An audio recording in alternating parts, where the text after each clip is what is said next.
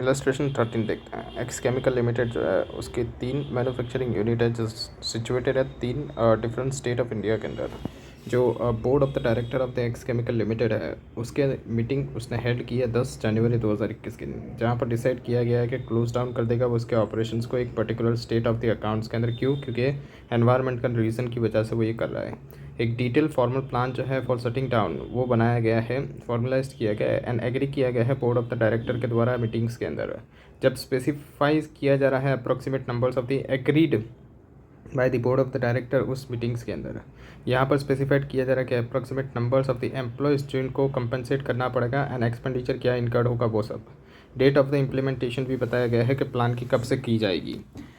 Meeting जो है वो हेल्ड की गई थी किसके साथ की गई थी? कस्टमर्स के साथ, सप्लायर्स के साथ, वर्कर्स के साथ, ताकि कम्युनिकेट कर पाए features of the formal plan, ताकि क्लोज डाउन कर पाए ऑपरेशंस को इन द स्टेट के अंदर। एंड रिप्रेजेंटेटिव्स भी थे, जहाँ पर सारे इंटरेस्टेड पार्टीज जो थे उनके रिप्रेजेंटेटिव्स भी प्रेजेंट थे इस मीटिंग्स के अंदर। इवेल्युएट करके बताइए वेदर क्या जो एक्शंस है बोर्ड ऑफ डायरेक्टर्स का कि ये क्रिएट कर रहा है कंस्ट्रक्टिव ऑब्लिगेशंस को एंड क्या प्रोविजंस फॉर द रिस्ट्रक्चरिंग करने की ज़रूरत है एज पर द इंडियाज 37 के हिसाब से जो कंडीशंस प्रिस्क्राइब की गई है यहाँ पर वो क्या है? तो there should be detail formal plan of restructuring. Detail formal plan होना चाहिए रिस्ट्रक्चरिंग का which should have raise the valid expectation, जहाँ पर वैलिड एक्सपेक्टेशंस होनी चाहिए माइंड के अंदर दूसरे लोगों के अफेक्ट करेगी वो एंटिटी को। Would carry out the restructuring किया जा रहा है, अनाउंसमेंट उसकी की जा रही है। Main features of its plan, ताकि वो main features of the plans of the restructuring, मतलब फीचर्स भी बताना पड़ेगा। मेन फीचर क्या है प्लान रिस्ट्रक्चरिंग का, मतलब आगे का क्या प्लान है रिस्ट्रक्चरिंग का, वो सब बताना पड़ेगा। तो बोर्ड ऑफ द डायरेक्टर है उसने डिस्कस किया गया है एंड फॉर्मुलाइज भी किया है फॉर्मल प्लान को, वाइंड अप कैसे वो करेंगे ऑपरेशंस को इस स्टेट के अंदर उसका।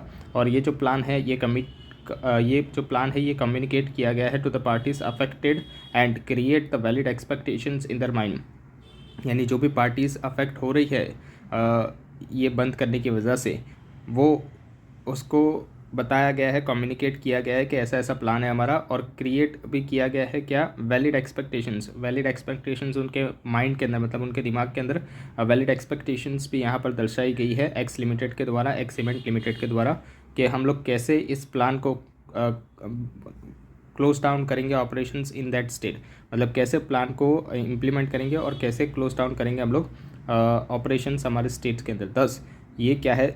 कंस्ट्रक्टिव ऑब्लिगेशंस है, इस वजह से यहाँ पर प्रोवाइड करना पड़ेगा एट दी ईयर एंड पे, मतलब ये कंस्ट्रक्टिव ऑब्लिगेशंस है तो यहाँ पर प्रोवाइड करना पड़ेगा इसको ईयर एंड पे, कंटीजेंसी बनानी पड़ेगी। वारंटीज़ के अंदर देखते हैं इलस्ट्रेशन 14।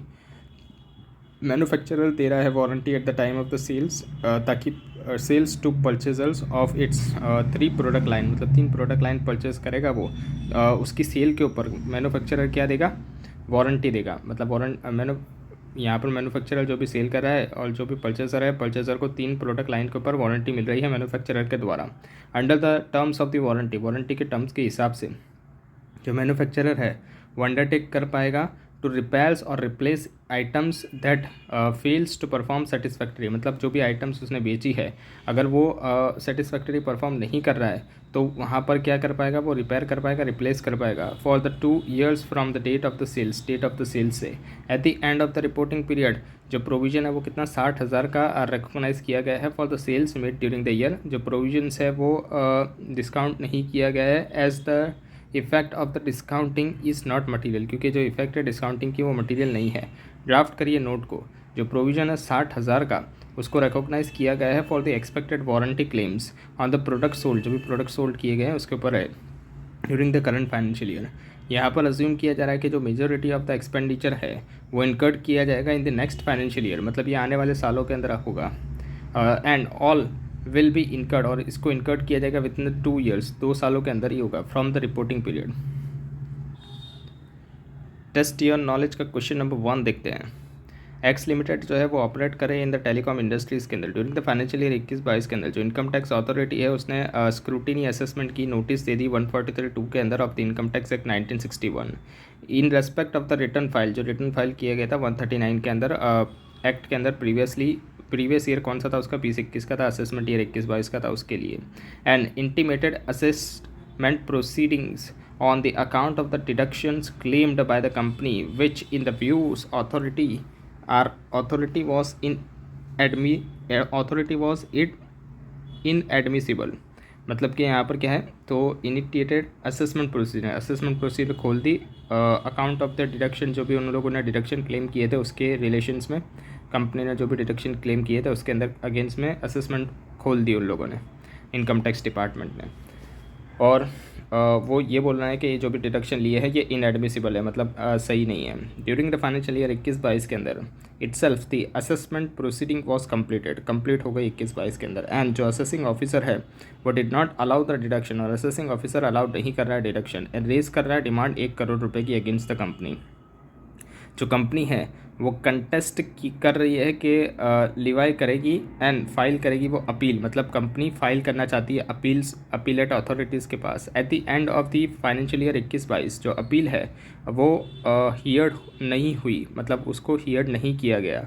जो कंपनी है वो कॉन्फिडेंट के अंदर नहीं थी कि वेदर क्या जो कंपनी है वो जीतेगी अपील को या नहीं। हाउएवर, लेकिन जो कंपनी है वो एडवाइस कर रही है bye it's legal council that similar matter जो है 2 अपीलेट अथॉरिटीज़ के पास है ऑफ द डिफरेंट जुरिडिक्शंस, वो कॉन्फिडेंट जजमेंट देंगे।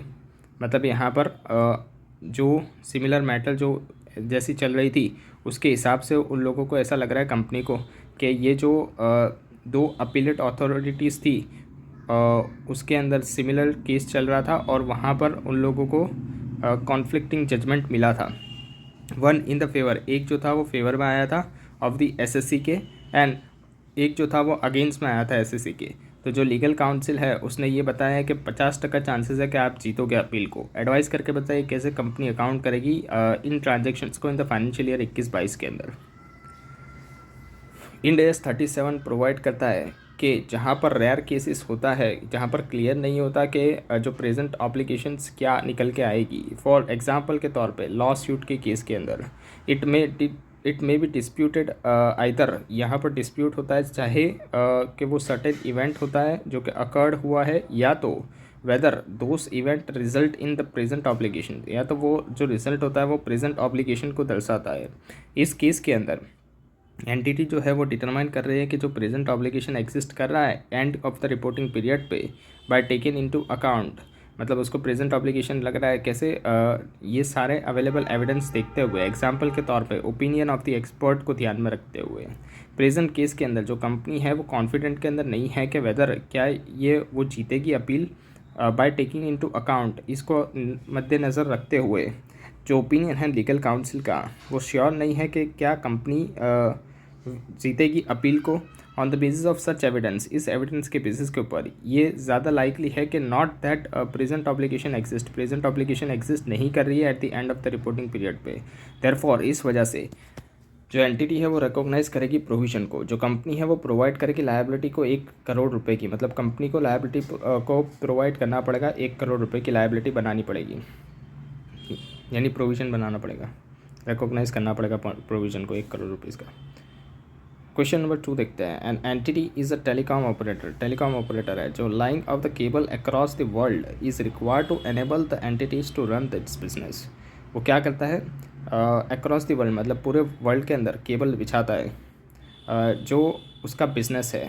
Cables are also laid under the sea, जो सतह होती है समुंदर की वहाँ पर भी केबल्स बिछाए जाते हैं। एंड जो contract are entered into for the same, और कॉन्ट्रैक्ट लिया गया है इसके लिए by the virtue of the law of the countries through which the cable passes, जहाँ से भी केबल पास हो रहा है जिन कंट्रीज़ में से, तो वहाँ पर जो एंटिटी है उसको required to restore the seabed, मतलब ये जो भी समुंदर की सतह है उसको फिर से जैसा था वैसा करके देना पड़ेगा। केबल बिछाने के बाद जो भी सतह ऊपर नीचे हो जाती है उसको सही करके देना पड़ेगा eight the end of the contract period, जब कॉन्ट्रैक्ट एंड होगा तब। स्टेट करके बताइए नेचर ऑफ द ऑब्लिगेशन क्या है एंटिटी का इस केस के अंदर। तो para 14 of the Ind AS 37 के हिसाब से जो प्रोविज़न है उसको रिकॉग्नाइज़ किया जाता है जब एंटिटी के पास प्रेजेंट ऑब्लिगेशंस होता है। प्रेजेंट ऑब्लिगेशंस में क्या होगा, लीगल या तो constructive as a result of the past event, या तो पॉसिबल या तो इट इज़ प्रॉबेबल, या फिर प्रॉबेबल है कि आउटफ्लो ऑफ द रिसोर्सेज होगा मतलब यानी प्रेजेंट ऑब्लिगेशन है, आउटफ्लो ऑफ द रिसोर्सेज भी प्रॉबेबल है, जो कि embodying economic benefit will be required, मतलब इसके साथ जुड़ा होगा इकोनॉमिक बेनिफिट जो कि रिक्वायर्ड होगा सेटल करने के लिए इस ऑब्लिगेशन को, एंड रिलायबल एस्टिमेट किया जाएगा अमाउंट ऑफ द ऑब्लिगेशन का। अगर ये जो कंडीशंस मीट नहीं होती है तो कोई भी प्रोविज़न रिकॉग्नाइज नहीं किया जाएगा, मतलब ये 3 कंडीशन मीट नहीं होती है तो कोई भी प्रोविज़न नहीं बनाया जाएगा। Further with regard to the past event के हिसाब से पैरा 17 ऑफ द इंडियाज 37 ये बताता है कि जो पास्ट इवेंट होता है वो लीड करता है प्रेजेंट ऑब्लिगेशंस को, जिसको हम लोग ऑब्लिगेटिंग इवेंट बोलते हैं।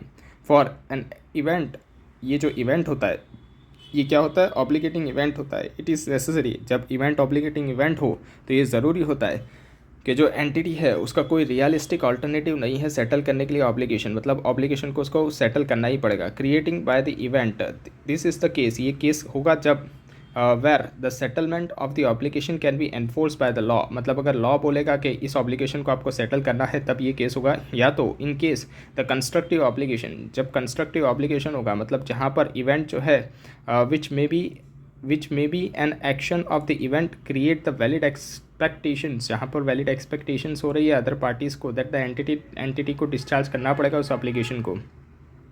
On the basis of the above, ऊपर के पॉइंट्स को ध्यान में रखते हुए जो प्रोविज़न है उसको रिकॉग्नाइज करना पड़ेगा एज सून एज जब ऑब्लिगेटिंग इवेंट टेक प्लेस हो जाएगा, बिकॉज क्योंकि जो एंटिटी है उस वो लीगल ऑब्लिगेशन के अंदर है कि उसको रिस्टोर करके देना पड़ेगा सीबैट को, provided the other recognise criteria stated in the para 14 reproduced above are met. मतलब यहाँ पर क्या देखना पड़ेगा कि उसको प्रोविज़न बनाना पड़ेगा और अदर रिकॉग्नाइज क्राइटेरिया जो है जो पैरा 14 के अंदर दिया गया है वो भी उसको ध्यान में रखने पड़ेंगे। हाउ मोर ओवर जो अमाउंट है प्रोविज़न की वो डिपेंड करेगी कितने एक्सटेंट तक के ऊपर ऑब्लिगेशन अराइज हो रहा है from the obligating event. In the instant case के अंदर जो ऑब्लिगेटिंग इवेंट है वो क्या है, lying of the cable under the sea, जो समंदर की सतह में केबल्स बिछाए हैं वो ऑब्लिगेटिंग इवेंट है इंस्टेंट केस के अंदर। To the extent of the cables have been laid down, जितने एक्सटेंट तक के केबल्स को लेट डाउन किया गया है सी के अंदर जो वो लीगल ऑब्लिगेशंस है जो कि अराइज हो रहा है, and that extent provisions for the restorations, और उतने एक्सटेंट तक प्रोविजन बनाना पड़ेगा, रिस्टोर करके देना पड़ेगा सी बैट को, उसको रिकॉग्नाइज करना पड़ेगा। क्वेश्चन नंबर 3 देखते हैं। यू लिमिटेड एक लार्ज कॉन्ग्लोमरेट है with the numbers of the subsidiaries, यहाँ पर प्रिपेयर कर रहा है वो कंसोलिडेटेड फाइनेंशियल स्टेटमेंट को as on the 31 of March 2022 के दिन as per the notified in as के हिसाब से बनाया गया है। फाइनेंशियल स्टेटमेंट्स जो हैं वो ड्यू हैं टू बी अप्रूव्ड कब, इशूड ऑन 15 मई 2022 के दिन। Following are the few transactions, हमको नीचे दिए गए ट्रांजेक्शन्स हैं जो कि टेक प्लेस हुए थे सम ऑफ इट सब्सिडरी के अंदर during the year. G limited जो है वो होली ओन सब्सिडरी है यू लिमिटेड की, जो कि एंगेज्ड है in the management consultancy service के अंदर। ऑन 31 जनवरी 2022 के दिन जो board of the director of the U limited है उसने ये डिसाइड किया है कि वो डिसकंटिन्यू कर देगा business of the G limited from 30 April 2022 के दिन, जो दे मेड, और उन लोगों ने पब्लिक अनाउंसमेंट भी कर दी है। और इसका डिसीजन कब लिया गया था, 15 फरवरी 2022 के दिन। जी लिमिटेड जो है वो does not have many asset, G limited के पास ज़्यादा असेट्स है तो लायबिलिटी नहीं है। एंड इट इज़ एस्टिमेटेड, और ये एस्टिमेट किया जा रहा है कि जो outstanding trade receivables and payables है जो कि सेटल करने हैं बाय द 31 मई 2022 तक, यू लिमिटेड है वो कलेक्ट कर रहा है कोई भी अमाउंट अगर स्टिल ओन की जा रही है जी लिमिटेड के कस्टमर्स के द्वारा आफ्टर 31 मार्च 2022, मतलब इसके बाद किया जा रहा है कस्टमर से रिकवरी। दे हैव ऑफर्ड, और उन लोगों ने ऑफर्ड भी किया गया है employees of the G limited को टर्मिनेट करने के लिए पेमेंट और द अल्टरनेट एम्प्लॉयमेंट अपॉर्चुनिटीज़ को। Following are some of the details relating to the G limited on the date of the public announcement की डेट पे ये एस्टिमेट किया गया कि जो जी लिमिटेड है it would have to pay, G limited को पे करना पड़ेगा कितना, ₹540 lakhs as a termination payment जो एम्प्लॉयज़ को देना पड़ेगा उसको। एंड जो cost of the relocation of the employees है वो भी आएगी कितनी, ग्रिप की 60 lakhs रुपीज़ की आएगी। जो एक्चुअल टर्मिनेशन पेमेंट टोटल में आएगा वो कितना होगा, 520 lakhs का, जो कि फुल्ली मेट करना पड़ेगा कब, ऑन 15 मई 2022 तक। As per the latest estimate जो कि किया गया था ऑन 15 मई 2022 के दिन, जो टोटल रीलोकेशन की कॉस्ट है वो कितनी हो जाएगी, 63 लैक्स की हो जाएगी। तो G limited take property on the lease, G limited ने एक लीज के ऊपर प्रॉपर्टी ली थी जो एक्सपायर्ड हो रही थी 31 मार्च 2026 के दिन।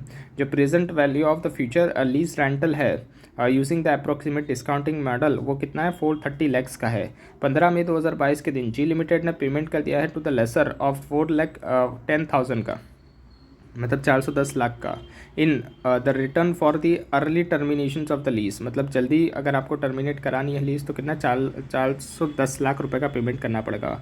ऑन 15 मई 2022 के दिन जी लिमिटेड ने ये पेमेंट कर दिया है लेसर को 410 लाख का, पहले मतलब जब एंड हो रही थी उससे पहले टर्मिनेट करने के लिए सेटलमेंट कितना 410 लाख का कराया। जो लॉस है after the tax of the G limited for the year end 31 March 2022 वो कितना है, 400 लाख का है। जी लिमिटेड ना फर्दर ऑपरेटिंग लॉस कितना है, टोटल में 60 लैक्स का है टिल 30 अप्रैल 2022 के दिन। डिटरमाइन करके बताइए प्रोविजन क्या बनेगा of the companies required to make in the as per the Ind AS 37 के हिसाब से। तो डिसकंटिन्यूइंग ऑपरेशन जो होता है वो one of that discontinued in the period और द क्लासिफाइड और classified as held for the sales at the year end. Discontinuing operation क्या होता है, ये वो डिसकंटिन्यूड पीरियड होता है या तो क्लासिफाइड किया जाता है held for the sale at the year end पे, मतलब यहाँ पर डिसकंटिन्यूड कर दिया जाता है उस पीरियड के अंदर ऑपरेशंस को, या तो क्लासिफाइड किया जाता है हेल्ड फॉर सेल के अंदर ईयर एंड पे। जो ऑपरेशन होता है जो ऑपरेशन है जी लिमिटेड का वो डिसकंटिन्यूड कर दिया गया कब, 30 अप्रैल 2022 के दिन।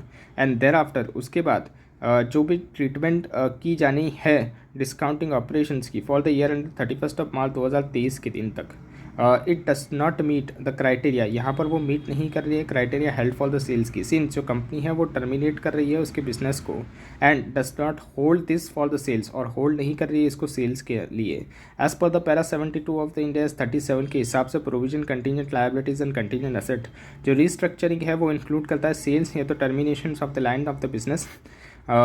जो कंस्ट्रक्टिव ऑब्लिगेशंस है to restructure the arises, constructive obligation कब अराइज होगा, जब जो एंटिटी है उसका डिटेल्ड फॉर्मल प्लान होगा for the restructuring has raised a valid expectations, और वैलिड एक्सपेक्टेशंस होगा in those affected that it will carry out the restructuring by the starting to implement that plan, और वो implement करना चाहती है इस plan को, या तो announcing its main features to those affected by, और अनाउंस कर देगी या तो उसको अनाउंस कर देगी उसका मेन फीचर क्या है जो भी लोग उससे अफेक्ट हो रहे हैं उनको।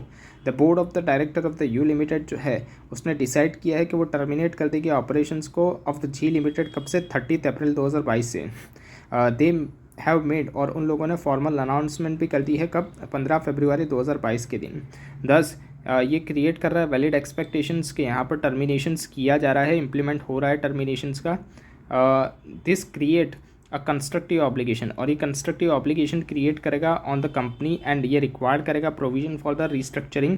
जो रिस्ट्रक्चरिंग प्रोविजन्स है वो इंक्लूड कर रहा है ओनली द डायरेक्ट एक्सपेंडिचर्स, मतलब यहाँ पर सिर्फ डायरेक्ट एक्सपेंडिचर्स जो कि अराइज किए जा रहे हैं फ्रॉम द रिस्ट्रक्चरिंग वही आएगा, necessarily entailed by the restructuring and not associated with ongoing activities, और यहाँ पर वो चीज़ें नहीं आएगी जो एसोसिएटेड है ongoing activities of the entities से। जो टर्मिनेशन पेमेंट है फुल अबाउ कंडीशंस के हिसाब से वो करना पड़ेगा as per the Ind AS 10 के हिसाब से। जो event after the reporting period है जहाँ पर इवेंट प्रोवाइड करता है एडिशनल एविडेंस, मतलब इवेंट के अंदर कोई ऐसा एडिशनल एविडेंस कंडीशंस का निकल के आता है कि जो एग्जिस्ट होता है रिपोर्टिंग डेट पे, तो उसको वो रिफ्लेक्ट क्या करता है, वो रिफ्लेक्ट अगर करता है फाइनेंशियल स्टेटमेंट में, तो therefore the company should make, इस वजह से अगर हम लोग ये इंड AS 10 को मद्देनज़र रखते हुए देखें तो यहाँ पर प्रोविज़न बनना चाहिए कितना, 520 लाख रुपए का इस रेस्पेक्ट के अंदर। जो रीलोकेशन की कॉस्ट है वो रिलेट करेगी to the future conduct of the business, मतलब जो रीलोकेशन की कॉस्ट है वो तो future conduct of the business के लिए है। एंड आर नॉट लायबल, और वो लायबल नहीं है किसके लिए, restructuring eight the end of the reporting period पे। हैंस इस वजह से जो रिकॉग्नाइज़ किया जाएगा सेम बेसिस के ऊपर रिकॉग्नाइज़ किया जाएगा अगर वो अरोज किया करता है इंडिपेंडेंटली ऑफ अ रिस्ट्रक्चरिंग। जो लीज़ है would be regarded as onerous contract. ये जो लीज है ये कैसा है, ओनरस कॉन्ट्रैक्ट होगा। Provisions would be made, provision किया जाएगा at the lower of the cost of the fulfilling it, मतलब कि लोअर लिया जाएगा जब किसका, कॉस्ट ऑफ फुलफिल करने का उसका, एंड अगर कोई भी कंपेंसेशंस या तो पेनल्टी अराइज हो रही है from the failure to fulfil it, hence जो प्रोविजन है वो कितना बनाया जाएगा, 410 लाख रुपए का बनाया जाएगा। फर्दर जो ऑपरेटिंग लॉस है relating to the future event and do not form the part of the closure provisions, मतलब कि यहाँ पर क्या होगा, जो ऑपरेटिंग लॉस है वो रिलेट किससे करेगा, फ्यूचर इवेंट से, ना कि वो फॉर्म करेगा part of the closure provisions का। देयरफॉर इस वजह से जो टोटल प्रोविज़न है वो कितना बनाया जाएगा, 520 लाख प्लस 410 लाख, टोटल 930 लाख का प्रोविज़न यहाँ पर बनाया जाएगा। इसके बाद देखते हैं क्वेश्चन नंबर 4। एक कंपनी है जो मैन्युफैक्चर कर रही है एंड सप्लाई कर रही है प्रोसेस कंट्रोल इक्विपमेंट जो कि एंटाइटल है ड्यूटी ड्रॉबैक के लिए। अगर वो एक्सीड कर जाता है टर्नओवर स्पेसिफाइड लिमिट से तो उसको ड्यूटी ड्रॉबैक मिलेगी। To claim the duty drawback को क्लेम करने के लिए कंपनी को फाइल करना पड़ेगा एप्लीकेशन 15 दिन के अंदर अंदर meeting that specified the turnover, और उसके अंदर उसको स्पेसिफाइड टर्नओवर बताना पड़ेगा। अगर एप्लीकेशंस नहीं की जाती है file with in the stipulated time, तो जो डिपार्टमेंट है उसके डिस्क्रिशन पावर है, मतलब डिपार्टमेंट के पास पावर है कि वो give the duty drawback credit, department के पास पावर है कि फिर भी वो ड्यूटी ड्रॉबैक का क्रेडिट दे सकती है। फॉर द ईयर 2021-22 जो कंपनी है वो एक्सीड कर रही है स्पेसिफाइड लिमिट को of the turnover by the end of the reporting period. However लेकिन जो ड्यूटी ड्रॉबैक है वो क्लेम नहीं, हाउएवर लेकिन फिर भी जो ड्यूटी ड्रॉबैक है उसको क्लेम किया गया on filing the application within the stipulated time और डिस्क्रिशंस ऑफ द डिपार्टमेंट। अगर filing of the application late की जाती है तो मतलब कि ड्यूटी ड्रॉबैक है उसको क्लेम कर सकते हैं जब फाइल करेंगे एप्लीकेशंस को स्टिपुलेटेड टाइम पीरियड के अंदर, या तो अगर लेट भी हो गया तो डिपार्टमेंट के डिस्क्रिशन के ऊपर है कि उसको देना होगा तो वो देगी। The applications for the duty drawback, जो एप्लीकेशन ड्यूटी ड्रॉबैक की थी वो फाइल की गई 20 अप्रैल 2022 के दिन, which is after the stipulated time, जो स्टिपुलेटेड टाइम 15 दिन का दिया गया था उसके बाद की गई है। Of the meetings of the turnover conditions, जब मीटिंग टर्नओवर कंडीशंस फुलफिल हो गई उसके भी जो स्टिपुलेटेड टाइम था उसके भी बात की गई। यहाँ पर जो ड्यूटी ड्रॉबैक है वो क्रेडिट की गई है बाय द डिपार्टमेंट 28 जून 2022 के दिन, एंड जो फाइनेंशियल स्टेटमेंट्स है वो अप्रूव किए गए हैं बोर्ड ऑफ डायरेक्टर के द्वारा of the companies on the 26 July 2022 के दिन। आइडेंटिफाइड करके बताइए क्या ट्रीटमेंट होगी ड्यूटी ड्रॉबैक क्रेडिट की as per the given information के हिसाब से। तो यहाँ पर आंसर देखते हैं। इंस्टेंट केस के अंदर मतलब जो कंडीशंस है of the exceeding specified turnover वो कब मीट हो रही थी, eight the end of the reporting period पे, एंड जो कंपनी है वो एंटाइटल थी ड्यूटी ड्रॉबैक के लिए। हाउएवर लेकिन फिर भी जो एप्लीकेशन है उसको फाइल किया गया after the stipulated time period पे। देयरफॉर इस वजह से जो क्रेडिट है ड्यूटी ड्रॉबैक का वो डिस्क्रिशनरी है, मतलब वो अब डिपार्टमेंट के हाथ में चले गया है। सिंस जो क्लेम है was to accrued only after the filing of the applications, मतलब क्लेम कब कर सकते हैं हम लोग, जब हम लोग फाइल कर दे एप्लीकेशंस को और accrued बेसिस के ऊपर। इट्स अक्रूवल, और उसका अक्रूवल जो है वो कंसिडर्ड होगा कब, इन द ईयर 2022-23 के अंदर ही। अकॉर्डिंगली उस वजह से जो ड्यूटी ड्रॉबैक का क्रेडिट है वो कंटिजेंट असेट है as at the end of the reporting period. 21-22 के रिपोर्टिंग पीरियड के ऊपर वो कंटिजेंट असेट के तौर पर ड्यूटी ड्रॉबैक दिखेगी, विच विल रिलीज, और वो कब रिलीज होगी, जब डिपार्टमेंट क्रेडिट कर देगा उसको तब। As per the para 35 of the Ind AS 37 के हिसाब से provision contingencies and contingent asset, contingent asset जो होती है वो असिस्ट करती है कंटिन्यूअली टू एंश्योर्स दैट, मतलब उसको बार बार देखते रहना पड़ेगा कंटिजेंट असेट को, ताकि ये इंश्योर हो पाए कि जो डेवलपमेंट है वो अप्रोप्रिएटली रिफ्लेक्ट कर रहा है इन द फाइनेंशियल स्टेटमेंट्स, कि उसके अंदर कितना डेवलपमेंट हो रहा है वो हमको फाइनेंशियल स्टेटमेंट में दिखना चाहिए।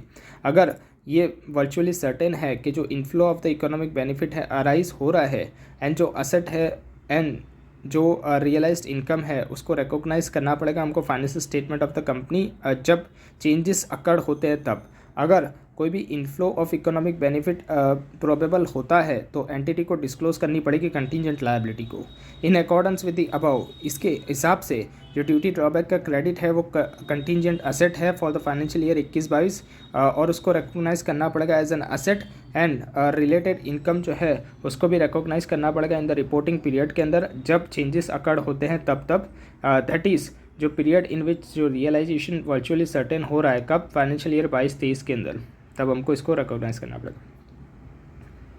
इसके बाद देखते हैं क्वेश्चन नंबर 5। एंटिटी XYZ है वो एंटर कर रही है इनटू द कॉन्ट्रैक्ट के वो सप्लाई करेगी 1000 टेलीविजन सेट फॉर 2 मिलियन के अंदर। एंड इंक्रीज, और कोई यहाँ पर जो इंक्रीज़ है कॉस्ट ऑफ इनपुट का वो रिजल्ट कर रहा है into the increase in the cost of the sales to 2.5 million से। मतलब जो इंक्रीज़ हो रहा है कॉस्ट ऑफ द इनपुट के अंदर, उस वजह से क्या हो रहा है? इंक्रीज़ हो रहा है cost of the sales. Cost of the sales भी बढ़ रहा है, कितने से? 2.5 मिलियन, मतलब 2.5 मिलियन तक पहुंच चुका है। जो पेनल्टी है for the non performance of the contract, अगर आप परफॉर्म नहीं करके दोगे कॉन्ट्रैक्ट को तो पेनल्टी कितनी एक्सपेक्ट की जा रही है? 0.25 मिलियन की एक्सपेक्ट की जा रही है। मतलब 0.25 मिलियन की पेनल्टी लगेगी अगर आप परफॉर्मेंस नहीं करके दोगे, नॉन परफॉर्मेंस करके दोगे तो कॉन्ट्रैक्ट का। इवेल्युएट करके बताइए वेदर क्या जो कॉन्ट्रैक्ट है ये ऑनरस है, एंड ऑल्सो डिटरमाइन करके बताइए जो अमाउंट ऑफ द प्रोविज़न कितना बनेगा इस रिगार्ड में। तो यहाँ पर इंड AS 37 के हिसाब से provision, contingent liabilities and contingent asset यहाँ पर डिफाइन किया गया है ओनरस कॉन्ट्रैक्ट को as a contract. Onerous contract क्या है? वो कॉन्ट्रैक्ट है जहाँ पर unavoidable cost of meeting the obligation under the contract exceed, जहाँ पर अनअवॉइडेबल कॉस्ट जो होती है ऑब्लिगेशन को मीट करने की, अगर वो एक्सीड कर जाती है इकोनॉमिक बेनिफिट से, मतलब जो बेनिफिट उससे मिलने वाला है उससे ज़्यादा कॉस्ट आ जाती है, तो expected to received under it. Para 68 of the Ind AS 37 के हिसाब से यहाँ पर बताया कि जो अनअवॉइडेबल कॉस्ट है अंडर द कॉन्ट्रैक्ट वो रिफ्लेक्ट करेगी least net cost of the least net cost, मतलब जो भी कम होगा वो यहाँ पर देखा जाएगा। जो अनअवॉइडेबल कॉस्ट है अंडर द कॉन्ट्रैक्ट वो क्या रिफ्लेक्ट करेगी कि जो कम से कम हो रही है कॉस्ट, वो यहाँ पर क्या देखा जाएगा? लीस्ट देखा जाएगा। किसका? Net cost of the existing from the contract, जो भी नेट कॉस्ट लग रही है एग्जिस्टिंग कॉन्ट्रैक्ट से वो उससे which is lower of the cost of the fulfilling it, और जो हम कॉन्ट्रैक्ट अगर फुलफिल करके देंगे तो उससे जो भी कॉस्ट लग रही है, दोनों में से जो भी लोअर होगा उसको यहाँ पर देखा जाएगा। एंड एनी कंपनसेशंस और द पेनल्टी अराइजेज, और इसके अलावा कोई भी कंपनसेशन पेनल्टी अराइज हो रही है फ्रॉम द फेलियर, अगर हमने फेल हो गए तो क्या कंपनसेशन पेनल्टी अराइज होगी उसको फुलफिल करने की, इन दोनों में से जो भी लोअर होगा, मतलब कॉस्ट ऑफ फुलफिलिंग इट अगर हम लोग उसको फुलफिल करके दे देते तो क्या नेट कॉस्ट आएगी, एंड अगर कंपनसेशन कोई होता है पेनल्टीज होती है फेलियर की तो वो क्या होगी, इन दोनों में से लोअर लीस्ट देखना पड़ेगा हमको। इंस्टेंट केस के अंदर जो cost of fulfilling the contract है वो कितनी है? 0.5 मिलियन की। कैसे निकल के आई? 2.5 मिलियन माइनस बाय 2 मिलियन, तो कितनी आ गई? 0.5 मिलियन आ गई। एंड जो cost of existing from the contract by paying the penalty, और जो पेनल्टी की निकल के आ रही है अगर cost of existing from the contract by paying the penalty, वो कितनी निकल के आ रही है? 0.5 मिलियन की निकल के आ रही है। In accordance with the above जो रिप्रोड्यूस्ड पैराग्राफ है यहाँ पर ये क्या है? ओनरस कॉन्ट्रैक्ट है। As the cost of meeting the contract क्या है? एक्सीड कर रही है इकोनॉमिक बेनिफिट को, मतलब कॉन्ट्रैक्ट को मीट करना वो एक्सीड कर रही है इकोनॉमिक बेनिफिट को, जो कॉस्ट है वो ज़्यादा निकल के आ रही है इकोनॉमिक बेनिफिट से, तो ये क्या है? ओनरस कॉन्ट्रैक्ट है। देयरफॉर इस वजह से जो प्रोविजन होगा उसको रिकॉग्नाइज कैसे किया जाएगा? At the best estimates of the unavoidable cost के, कितनी हम लोग अनअवॉइडेबल कॉस्ट का बेस्ट एस्टिमेट कर पाएंगे उसके ऊपर यहाँ पर प्रोविजन बनाया जाएगा। विच इज़ यहाँ पर वो क्या होगा? तो लोअर होगा किससे? कॉस्ट ऑफ फुलफिलिंग इट, जितनी उसको फुलफिल करने की कॉस्ट आ रही है, एंड एनी अगर कोई कंपनसेशन या तो पेनल्टी जो भी अराइज हो रही है from the failure to fulfil it, that is यहाँ पर कितना आएगा हमारा? 0.25 आएगा, क्योंकि लोअर किससे देखना है? 0.25 मिलियन एंड 0.5 मिलियन, तो दोनों में से लोअर क्या आ गया? 0.25, तो इतना का हम लोग प्रोविजन बना देंगे।